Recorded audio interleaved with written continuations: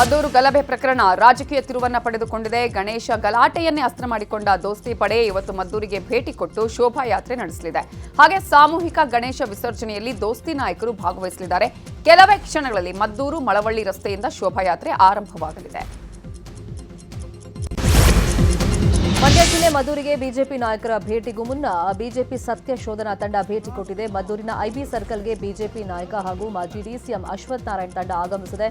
ಮದ್ದೂರಿನಲ್ಲಿ ನಡೆದಂತ ಗಲಭೆ ಪ್ರಕರಣದ ಸತ್ಯಾಸತ್ಯತೆ ತಿಳಿಯಲು ಸಮಿತಿ ನಿರ್ಧರಿಸಿದೆ.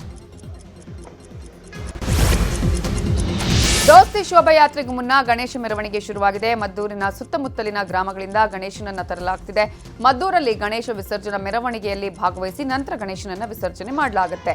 ಈಗಾಗಲೇ ಗಣೇಶ ಮೆರವಣಿಗೆ ಬಂದ ಹಿಂದೂ ಕಾರ್ಯಕರ್ತರು ಕಲ್ಲು ತೂರಾಟ ಪ್ರಕರಣದಲ್ಲಿ ನಮಗೆ ನ್ಯಾಯ ಬೇಕು ಅಂತ ಆಗ್ರಹಿಸಿದ್ದಾರೆ. ಇವತ್ತು ಮದ್ದೂರಲ್ಲಿ ನಡೆಯುವಂತಹ ಬಿಜೆಪಿ ಶೋಭಾಯಾತ್ರೆಗೆ ಬಿಗಿ ಬಂದೋಬಸ್ತ್ ಮಾಡಲಾಗಿದೆ. ಅಹಿತಕರ ಘಟನೆ ನಡೆಯದಂತೆ ಪೊಲೀಸರು ಕಟ್ಟೆಚ್ಚರ ವಹಿಸಿದ್ದಾರೆ. ಮುನ್ನೆಚ್ಚರಿಕೆ ಕ್ರಮವಾಗಿ 1000ಕ್ಕೂ ಹೆಚ್ಚು ಸಿಬ್ಬಂದಿ ನೇಮಕ ಮಾಡಲಾಗಿದೆ. ಮೆರವಣಿಗೆ ಸಾಗುವ ಮಾರ್ಗದಲ್ಲಿ ಡ್ರೋನ್ ಕಣ್ಗಾವಲು ಇರಲಿದೆ. ಮದ್ದೂರಿನಲ್ಲಿ ಕಲ್ಲೆಸೆತ ಪ್ರಕರಣದಲ್ಲಿ ನಮ್ಮ ಹುಡುಗರದ್ದೇ ತಪ್ಪು ಅಂತ ಜಾಮಿಯಾ ಮಸೀದಿ ಕಮಿಟಿ ಅಧ್ಯಕ್ಷ ಆದಿಲ್ ಅಲಿ ಖಾನ್ ತಪ್ಪೊಪ್ಪಿಕೊಂಡಿದ್ದಾರೆ. ಇನ್ನು ಘಟನೆ ಬಗ್ಗೆ ಕ್ಷಮೆ ಕೇಳ್ತೇವೆ. ಇಷ್ಟು ದಿನ ಎಲ್ಲರೂ ಅಣ್ಣ ತಮ್ಮಂದಿರಂತೆ ಬಾಳಿ ಬದುಕಿದ್ದೇವೆ.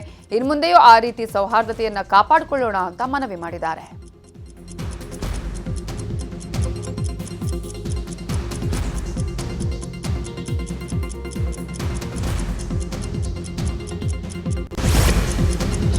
ನಮ್ಮ ನಾಯಕರ ಜೊತೆ ಮದ್ದೂರಿಗೆ ಭೇಟಿ ನೀಡಿ ಅಲ್ಲಿನ ಪರಿಸ್ಥಿತಿ ಸತ್ಯಾಸತ್ಯತೆ ತಿಳಿದುಕೊಳ್ಳುವಂತ ಕೆಲಸ ಮಾಡ್ತೀವಿ ಅಂತ ಹೇಳಿ ಬಿಜೆಪಿ ರಾಜ್ಯಾಧ್ಯಕ್ಷ ಬಿವೈ ವಿಜಯೇಂದ್ರ ಹೇಳಿದ್ದಾರೆ. ಬೆಂಗಳೂರಲ್ಲಿ ಮಾತನಾಡಿದ ಅವರು, ರಾಜ್ಯದಲ್ಲಿ ಅಶಾಂತಿ ವಾತಾವರಣ ಸೃಷ್ಟಿ ಮಾಡಲಾಗ್ತಾ ಇದೆ, ಅದರ ಹೊಣೆ ಸರ್ಕಾರ ಹೊರಬೇಕು ಅಂತ ಹೇಳಿದ್ರು.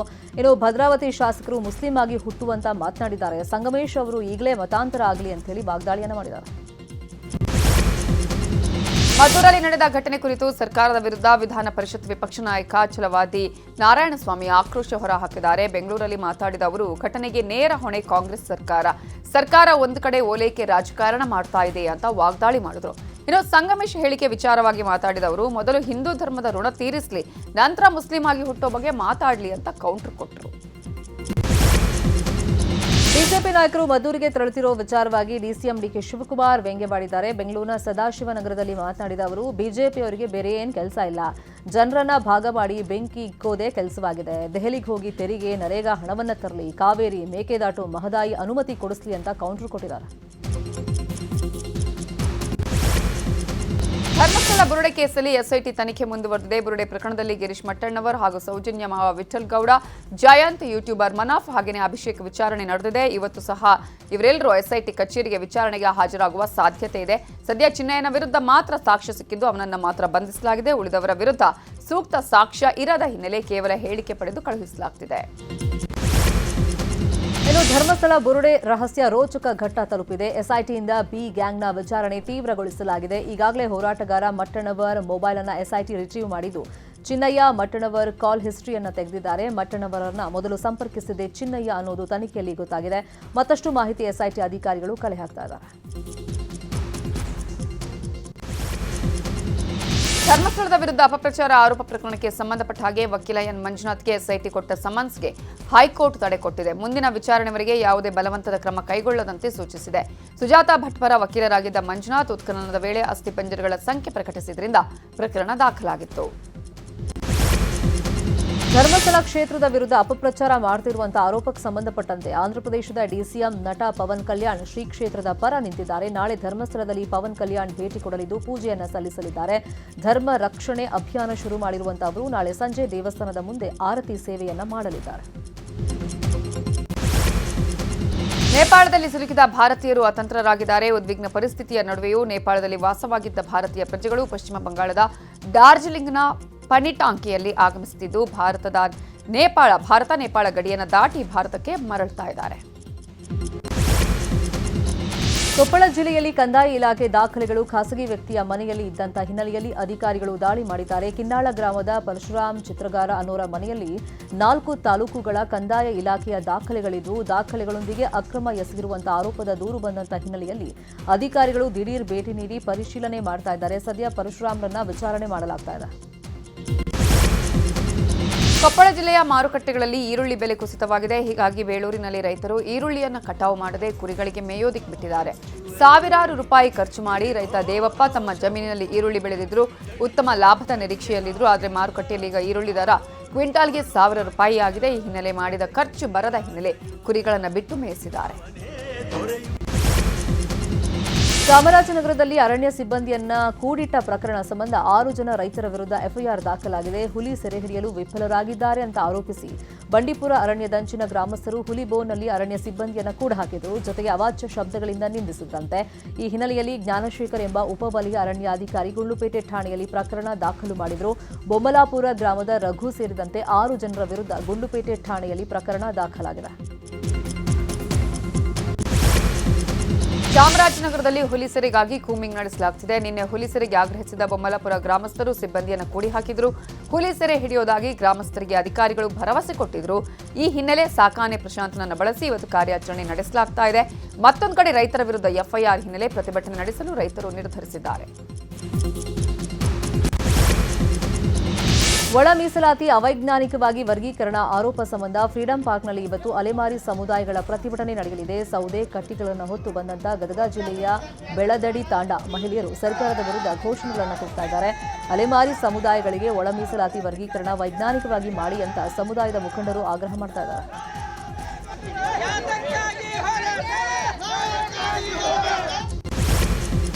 ನರ್ಸಿಂಗ್ ಕಾಲೇಜು ಶುಲ್ಕ ಪಾವತಿಸಲು ಹಣವಿಲ್ಲದ ಕಾರಣ ವಿದ್ಯಾರ್ಥಿನಿಯ ತಾಯಿ ತಾಳಿ ಬಂಗಾರ ಅಡ ಇಟ್ಟಿರೋ ಘಟನೆ ಕೊಪ್ಪಳ ಜಿಲ್ಲೆ ಗಂಗಾವತಿಯಲ್ಲಿ ನಡೆದಿದೆ.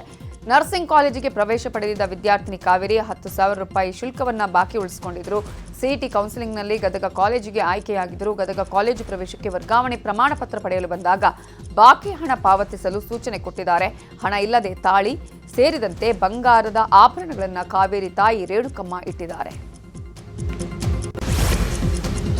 ಉನ್ನತ ಶಿಕ್ಷಣ ವಿದ್ಯಾರ್ಥಿಗಳಿಗೆ ರಾಜ್ಯ ಸರ್ಕಾರ ಗುಡ್ ನ್ಯೂಸ್ ಕೊಟ್ಟಿದೆ. ಕಡಿಮೆ ವೆಚ್ಚದಲ್ಲಿ ವಿದೇಶದಲ್ಲಿ ಎಂಬಿಬಿಎಸ್, ಎಂಡಿ ಮತ್ತು ನರ್ಸಿಂಗ್ ಪದವಿ ಹಾಗೂ ತರಬೇತಿ ನೀಡಲು ಸರ್ಕಾರ ಮುಂದಾಗಿದೆ. ಉನ್ನತ ಶಿಕ್ಷಣ ಸಚಿವ ಡಾ ಎಂಸಿ ಸುಧಾಕರ್, ವೈದ್ಯಕೀಯ ಶಿಕ್ಷಣ ಸಚಿವ ಶರಣಪ್ರಕಾಶ್ ಪಾಟೀಲ್ ನೇತೃತ್ವದ ನಿಯೋಗ ಇಂಗ್ಲೆಂಡ್ಗೆ ಭೇಟಿಯನ್ನು ಕೊಟ್ಟಿದೆ.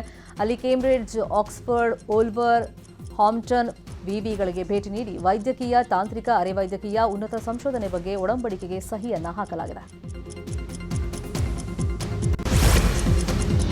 ನಾಡಹಬ್ಬ ದಸರಾ ಉದ್ಘಾಟನೆಗೆ ದಿನಗಣನೆ ಆರಂಭವಾಗಿದೆ. ಈ ಬಾರಿಯೂ ಅದ್ದೂರಿಯಾಗಿ ದಸರಾ ದೀಪಾಲಂಕಾರ ಮಾಡೋದಕ್ಕೆ ಸರ್ಕಾರ ತೀರ್ಮಾನಿಸಿದೆ. ಈ ಹಿನ್ನೆಲೆಯಲ್ಲಿ ಈಗಾಗಲೇ ವಿದ್ಯುತ್ ದೀಪಾಲಂಕಾರ ಸಿದ್ಧತೆ ನಡೀತಾ ಇದೆ. ಮೈಸೂರಿನ ಕ್ರಾಫರ್ಡ್ ಹಾಲ್ನಿಂದ ಕುಕ್ಕರಹಳ್ಳಿ ಕೆರೆ ರಸ್ತೆಯಲ್ಲಿ ಅವೈಜ್ಞಾನಿಕವಾಗಿ ಹಾಕಿರುವಂತಹ ಕಂಬಗಳಿಂದ ರಸ್ತೆ ಅಪಘಾತಗಳಾಗ್ತಿವೆ. ಈ ಕೂಡಲೇ ರಸ್ತೆಯಲ್ಲಿ ಹಾಕಿರುವಂತಹ ಕಂಬಗಳನ್ನು ಶಿಫ್ಟ್ ಮಾಡಿ ಅಂತ ಹೇಳಿ ಜಿಲ್ಲಾಡಳಿತದ ವಿರುದ್ಧ ಸಾರ್ವಜನಿಕರು ಕಿಡಿಕಾರಿದ್ದಾರೆ.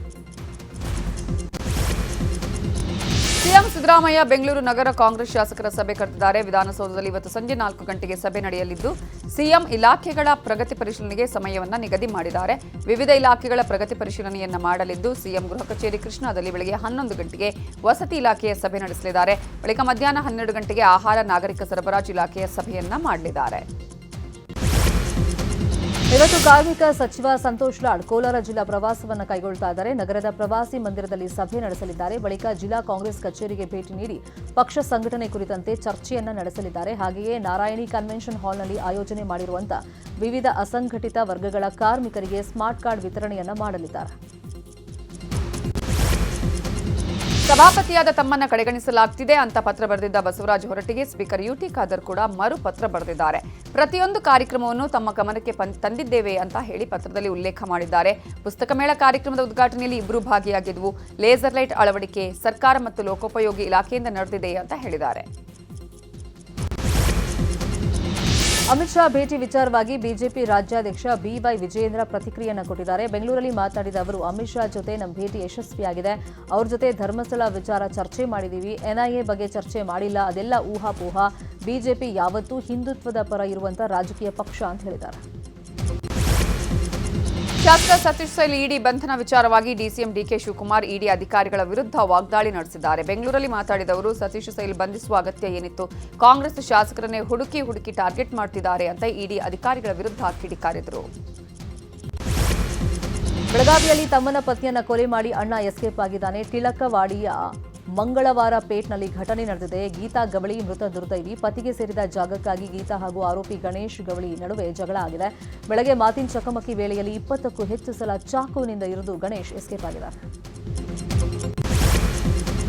ಪತಿಯ ಶೀಲ ಶಂಕಿಸಿ ಕೊಲೆ ಮಾಡಿದ ಪತಿಯನ್ನ ಪೊಲೀಸರು ಬಂಧಿಸಿದ್ದಾರೆ. ಸೈದುಲ್ಲಾ ಶೇಖ್ ಬಂಧಿತ ಆರೋಪಿಯಾಗಿದ್ದು ಯಲಹಂಕ ನ್ಯೂಟೌನ್ ಠಾಣಾ ವ್ಯಾಪ್ತಿಯಲ್ಲಿ ಇದೇ ತಿಂಗಳ 3ನೇ ತಾರೀಕು ಪತ್ನಿ ಅಮಿನಾಳನ್ನ ಕೊಲೆ ಮಾಡಿದ್ದ. ಪತ್ನಿ ಬೇರೊಬ್ಬನ ಜೊತೆ ಅಕ್ರಮ ಸಂಬಂಧ ಹೊಂದಿದ್ದಾಳೆ ಅಂತ ಹತ್ಯೆ ಮಾಡಿ ಎಸ್ಕೇಪ್ ಆಗಿದ್ದ. ಸದ್ಯ ಪೊಲೀಸರು ಪ್ರಕರಣ ದಾಖಲಿಸಿಕೊಂಡು ಆರೋಪಿ ಸೈದುಲ್ಲಾ ಶೇಖ್ ಅನ್ನ ಬಂಧಿಸಿದ್ದಾರೆ.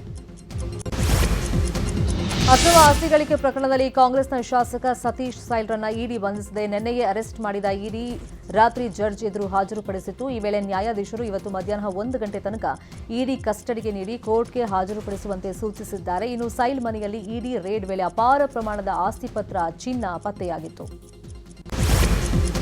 ರೇಣುಕಾಸ್ವಾಮಿ ಕೊಲೆ ಪ್ರಕರಣದಲ್ಲಿ ಜೈಲು ಪಾಲಾಗಿರೋ ನಟ ದರ್ಶನ್ಗೆ ಕೊಂಚ ರಿಲೀಫ್ ಸಿಕ್ಕಿದೆ. ಪರಪ್ಪನ ಅಗ್ರಹಾರ ಜೈಲಲ್ಲೇ ಹೆಚ್ಚುವರಿ ಹಾಸಿಗೆ ದಿಂಬು ನೀಡಲು ಕೋರ್ಟ್ ಅನುಮತಿ ಕೊಟ್ಟಿದೆ. ಕೋರ್ಟ್ ಆದೇಶದಂತೆ ಪರಪ್ಪನ ಅಗ್ರಹಾರದ ಜೈಲಾಧಿಕಾರಿಗಳು ಕೊಲೆ ಆರೋಪಿ ದರ್ಶನ್ಗೆ ಹಾಸಿಗೆ ದಿಂಬು ಕೊಟ್ಟಿದ್ದಾರೆ. ಜೈಲಾಧಿಕಾರಿಗಳು ನೀಡಿದ ಹಾಸಿಗೆ ದಿಂಬಿನ ಮೇಲೆ ದರ್ಶನ್ ರಾತ್ರಿ ನಿದ್ದೆ ಮಾಡಿದ್ರು. ಜೊತೆಗೆ ಬ್ಯಾರಕಲ್ಲಿ ವಾಕಿಂಗ್ ಮಾಡೋದಕ್ಕೂ ಕೂಡ ಅವಕಾಶವನ್ನು ಕಲ್ಪಿಸಲಾಗಿದೆ. ಬೆಂಗಳೂರಲ್ಲಿ ಸಿಸಿಬಿ ಪೊಲೀಸರ ಹೆಸರಲ್ಲಿ ಹಣ ವಸೂಲಿ ಮಾಡ್ತಾ ಇದ್ದ ಇಬ್ಬರನ್ನ ಅರೆಸ್ಟ್ ಮಾಡಲಾಗಿದೆ. ಬೆಂಗಳೂರು ಗ್ರಾಮಾಂತರ ಕಾನ್ಸ್ಟೇಬಲ್ ಪ್ರಶಾಂತ್ ನಾವಿ, ನಾಸೀರ್ ಖಾನ್ ಬಂಧನವಾಗಿರುವುದು. ನಾವು ಪೊಲೀಸರು ನಿಮ್ಮನ್ನ ಬಂಧಿಸ್ತೀವಿ ಅಂತ ಹೆದರಿಸಿ ಬಾಂಗ್ಲಾ ಪ್ರಜೆಗಳಿಂದ ಹಣ ವಸೂಲಿ ಮಾಡ್ತಾ ಇದ್ರಂತೆ. ಕೆಲವರನ್ನ ಬಂಧನದ ನೆಪದಲ್ಲಿ ಕಿಡ್ನಾಪ್ ಮಾಡಿ ಹಣ ವಸೂಲಿ ಮಾಡ್ತಾ ಇದ್ರು. ಇನ್ನು ದೂರು ಆಧರಿಸಿ ಇಬ್ಬರನ್ನ ಸಿಸಿಬಿ ಪೊಲೀಸರು ಬಂಧಿಸಿದ್ದಾರೆ. ಬೀದರ್ ವಿವಿಯಲ್ಲಿ ಕೋಟ್ಯಾಂತರ ರೂಪಾಯಿ ಅವ್ಯವಹಾರ ನಡೆದಿದೆ ಅನ್ನುವ ಆರೋಪ ಕೇಳಿಬಂದ ಹಿನ್ನೆಲೆ ಲೋಕಾಯುಕ್ತ ಅಧಿಕಾರಿಗಳು ಶಾಕ್ ಕೊಟ್ಟಿದ್ದಾರೆ. ಬೀದರ್ನಲ್ಲಿ ಒಟ್ಟು 25 ಕಡೆ ದಾಳಿ ನಡೆಸಿ ಪರಿಶೀಲನೆ ನಡೆಸಲಾಗಿದೆ. ವಿಶ್ವವಿದ್ಯಾಲಯದ ಪ್ರೊಫೆಸರ್, ಇಂಜಿನಿಯರ್ಸ್ ಸೇರಿ ಸಿಬ್ಬಂದಿಗಳ ಮನೆ ಮೇಲೆ ದಾಳಿ ನಡೆಸಲಾಗಿದೆ. 2017ರಿಂದ 19ರವರೆಗೆ ಕೋಟ್ಯಾಂತರ ರೂಪಾಯಿ ಅವ್ಯವಹಾರ ಸಂಬಂಧ ಬೀದರ್, ಬೆಂಗಳೂರು, ಉಡುಪಿ, ಚಿಕ್ಕಮಗಳೂರು ಜಿಲ್ಲೆಯಲ್ಲಿ ಪರಿಶೀಲನೆ ನಡೆಸಲಾಗುತ್ತಿದೆ. ಅಕ್ರಮ ಆನ್ಲೈನ್ ಬೆಟ್ಟಿಂಗ್ ದಂಧೆ ಆರೋಪದಲ್ಲಿ ಚಿತ್ರದುರ್ಗದ ಕಾಂಗ್ರೆಸ್ ಶಾಸಕ ಕೆಸಿ ವೀರೇಂದ್ರ ಪಪ್ಪಿ ಜೈಲಲ್ಲಿದ್ದಾರೆ. ಇಡಿ ಅಧಿಕಾರಿಗಳು ಚಳ್ಳಕೆರೆಯಲ್ಲಿ ನಡೆಸಿದ ದಾಳಿಯಲ್ಲಿ ಬರೋಬ್ಬರಿ 24 ಕೋಟಿ ಮೌಲ್ಯದ ಚಿನ್ನ ಮತ್ತು ಬೆಳ್ಳಿ ಗಟ್ಟಿಗಳನ್ನು ಜಪ್ತಿ ಮಾಡಿದ್ದಾರೆ. ಈ ಜಪ್ತಿಯೊಂದಿಗೆ ಪ್ರಕರಣದಲ್ಲಿ ವಶಕ್ಕೆ ಪಡೆದುಕೊಂಡಿರುವಂತಹ ಒಟ್ಟು ಸಂಪತ್ತಿನ ಮೌಲ್ಯ 100 ಕೋಟಿಗೂ ಅಧಿಕವಾಗಿದೆ ಅನ್ನೋ ಮಾಹಿತಿ ಇದೆ. ಅಮೆರಿಕ ಅಧ್ಯಕ್ಷ ಡೊನಾಲ್ಡ್ ಟ್ರಂಪ್ ಭಾರತದ ಮೇಲೆ ಶೇಕಡಾ 50ರಷ್ಟು ಸುಂಕವನ್ನು ವಿಧಿಸಿದ್ದಾರೆ. ಇದರಿಂದ ಎರಡೂ ದೇಶಗಳ ನಡುವಿನ ಸಂಬಂಧ ಸದ್ಯಕ್ಕೆ ಹಳಸಿದೆ. ಇದರಿಂದ ಎಚ್ಚೆತ್ತ ಟ್ರಂಪ್ ಮುಂಬರುವಂತಹ ದಿನಗಳಲ್ಲಿ ನನ್ನ ಆತ್ಮೀಯ ಸ್ನೇಹಿತ ಪ್ರಧಾನಿ ಮೋದಿ ಜೊತೆ ಮಾತನಾಡಲು ನಾನು ಎದುರು ನೋಡ್ತಾ ಇದ್ದೀನಿ ಅಂತ ಟ್ವೀಟ್ ಮಾಡಿದ್ದಾರೆ. ಟ್ರಂಪ್ ಪೋಸ್ಟ್ ಕುರಿತು ಪ್ರಧಾನಿ ನರೇಂದ್ರ ಮೋದಿ ಪ್ರತಿಕ್ರಿಯೆ ಕೊಟ್ಟಿದ್ದಾರೆ. ಸಾಮಾಜಿಕ ಜಾಲತಾಣ ಎಕ್ಸ್ನಲ್ಲಿ ಪೋಸ್ಟ್ ಮಾಡಿರುವ ಅವರು, ಭಾರತ ಮತ್ತು ಅಮೆರಿಕ ಆಪ್ತ ಸ್ನೇಹಿತರು. ಅಮೆರಿಕ ಅಧ್ಯಕ್ಷ ಟ್ರಂಪ್ ಅವರೊಂದಿಗೆ ಮಾತಾಡೋದಕ್ಕೆ ನಾನು ಎದುರು ನೋಡ್ತಾ ಇದ್ದೇನೆ. ಜೊತೆಗೆ ಸಮೃದ್ಧ ಭವಿಷ್ಯವನ್ನು ಭದ್ರಪಡಿಸಿಕೊಳ್ಳುವುದಕ್ಕೆ ನಾವು ಒಟ್ಟಾಗಿ ಕೆಲಸ ಮಾಡ್ತೇವೆ ಅಂತ ಹೇಳಿಕೊಂಡಿದ್ದಾರೆ. ಭಾರತದ 15ನೇ ಉಪರಾಷ್ಟ್ರಪತಿಯಾಗಿ ಎನ್ಡಿಎ ಅಭ್ಯರ್ಥಿ ಸಿಪಿ ರಾಧಾಕೃಷ್ಣನ್ ಚುನಾಯಿತರಾಗಿದ್ದಾರೆ. ವಿರೋಧ ಪಕ್ಷದ ಅಭ್ಯರ್ಥಿ ಬಿ ಸುದರ್ಶನ್ ರೆಡ್ಡಿ ವಿರುದ್ಧ ರಾಧಾಕೃಷ್ಣನ್ ಒಟ್ಟು 452 ಮತಗಳನ್ನು ಪಡೆದಿದ್ದಾರೆ. ಮಹಾರಾಷ್ಟ್ರ ರಾಜ್ಯಪಾಲರಾಗಿರುವಂತಹ ಸಿಪಿ ರಾಧಾಕೃಷ್ಣನ್ ಆಯ್ಕೆ ಮೂಲಕ ಬಿಜೆಪಿ ನೇತೃತ್ವದ ಎನ್ಡಿಎಗೆ ನಿರ್ಣಾಯಕ ಗೆಲುವು ಸಿಕ್ಕಿದೆ. ಲಡಾಖ್ ಸಿಯಾಚಿನ್ ಸೆಕ್ಟರ್ ಬಳಿಯ ಬೇಸ್ ಕ್ಯಾಂಪ್ ಸಮೀಪ ಭಾರೀ ಹಿಮಪಾತ ಸಂಭವಿಸಿದೆ. ದುರಂತದಲ್ಲಿ ಹಿಮದಾಡಿ ಸಿಕ್ಕು 2 ಅಗ್ನಿವೀರರು ಸೇರಿ 3 ಸೇನಾ ಸಿಬ್ಬಂದಿ ಹುತಾತ್ಮರಾಗಿದ್ದಾರೆ ಅಂತ ಭಾರತೀಯ ಸೇನೆ ಮಾಹಿತಿ ಕೊಟ್ಟಿದೆ. 12,000 ಅಡಿ ಎತ್ತರದಲ್ಲಿರುವ ಸಿಯಾಚಿನ್ ಬೇಸ್ ಕ್ಯಾಂಪ್ ಬಳಿ ಹಿಮಪಾತ ಸಂಭವಿಸಿದೆ. 3 ಯೋಧರ ಶವಗಳನ್ನು ಹೊರತೆಗೆಯಲಾಗಿದ್ದು ಮೃತದೇಹವನ್ನು ಅವರ ಕುಟುಂಬಗಳಿಗೆ ರವಾನೆ ಮಾಡುವ ವ್ಯವಸ್ಥೆಯನ್ನ ಮಾಡಲಾಗಿದೆ.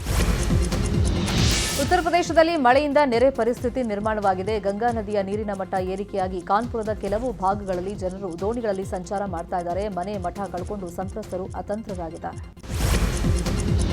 ರಾಷ್ಟ್ರ ರಾಜಧಾನಿ ದೆಹಲಿಯಲ್ಲಿ ಮಳೆ ಕೊಂಚ ಕಡಿಮೆಯಾದರೂ ಯಮುನಾ ನದಿ ನೀರಿನ ಮಟ್ಟ ತಗ್ಗಿಲ್ಲ. ಲೋಹಾಪಲ್ನ ಉತ್ತರ ದೆಹಲಿಯ ಓಲ್ಡ್ ರೈಲ್ವೆ ಸೇತುವೆಯಲ್ಲಿ ದಿಢೀರ್ ನೀರಿನ ಮಟ್ಟ ಏರಿಕೆಯಾಗಿದೆ. ಮತ್ತೊಂದು ಕಡೆ ಮಯೂರ್ ವಿಹಾರ್ ಪ್ರದೇಶದ ನೆರೆ ಕೊಂಚ ತಗ್ಗಿದ ದೃಶ್ಯ ಡ್ರೋನ್ನಲ್ಲಿ ಸೆರೆಯಾಗಿದೆ.